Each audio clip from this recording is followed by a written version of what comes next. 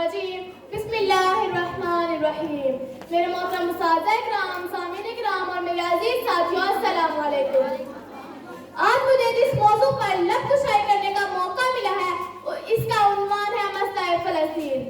منفعت ایک ہے، اس قوم کا نقصان بھی ایک ہی صدقہ، نبی دین بھی ایمان بھی ایک، حرم پاک بھی اللہ بھی قرآن بھی ایک، کیا بڑی بات تھی ہوتے جو مسلمان ہوئے. جناب صدر، جیسا کہ ہم سب جانتے ہیں کہ دنیا کے کم و بیش 55 ممالک میں مسلمانوں کی خود مختار اور آزاد حکومتیں ہیں، جن میں توحید و رسالت کے پرستاروں کی تعداد بہت زیادہ ہے. اس پورایات کا ہر چھٹا آدمی دین اسلام کا پیروکار ہے، مگر صد افسوس اس بات کا ہے کہ امت مسلمہ کی نظر و فکر میں وحدت کا فقدان ہے کہ ہر ملک اپنا ذاتی اور علاقائی مقام کو ترجیح دیتا ہے، جس کی وجہ سے مسلمان زوال کا شکار ہے. جناب والا، ایک تو وہ تھے جب حاضرین مکہ کو ضرورت پڑی تو دولت و وسائل اور کاروبار میں شامل کر کے وحدت کا ثبوت چھوڑ گئے. ایک تو وہ تھے جنہوں نے اپنے زور بازو سے درہ خیبر کو اکھاڑ ڈالا، اور ایک ہم ہیں کہ اپنے آباء و اجداد کی تعلیمات کو بلائے بیٹھے ہیں. اسی وجہ سے ہم بربادی کو اپنا مقدر بنائے بیٹھے ہیں. جناب والا، آج بھی رب کعبہ ہمارے گھوڑوں کے قدموں سے اٹھنے والی گرد کی قسم کھا سکتا ہے، سومنات پاش کیے جا سکتے ہیں، ابھی فلسطین اسرائیل کے تسلط سے چھٹکارا پا سکتا ہے.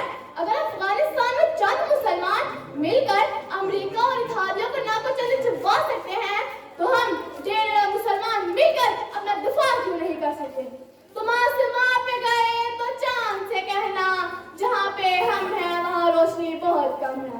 جناب عالم خان، مجھے بتائیں کہ وہ فلسطینی بچہ کیسے اور کیوں کر دیے جس کا سارا خاندان فقط ایک حملے میں شہید کر دیا گیا ہو؟ وہ ماں کیسے اور کیوں کر دیے جس کا لخت جگر اس کے سامنے آدھا کر دیا جائے؟ کہتے ہیں کاغذوں کی بناتا تھا کشتیاں، ہاتھوں سے اپنے پار لگاتا تھا کشتیاں. بچہ ملا ہے آج وہ ساحل پہ موت کے، کل جو پانیوں میں بہاتا تھا کشتیاں.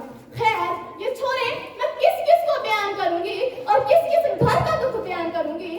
بیت المقدس کی دیواریں پکار رہی ہیں، دیکھو مجھے بچانے کوئی ایوبی نہیں آ رہا. اب کوئی پکارو صلاح الدین ایوبی کو کہ ایوبی اٹھ اپنی قبر سے اور حال دیکھ اپنی مسجد اقصی کا.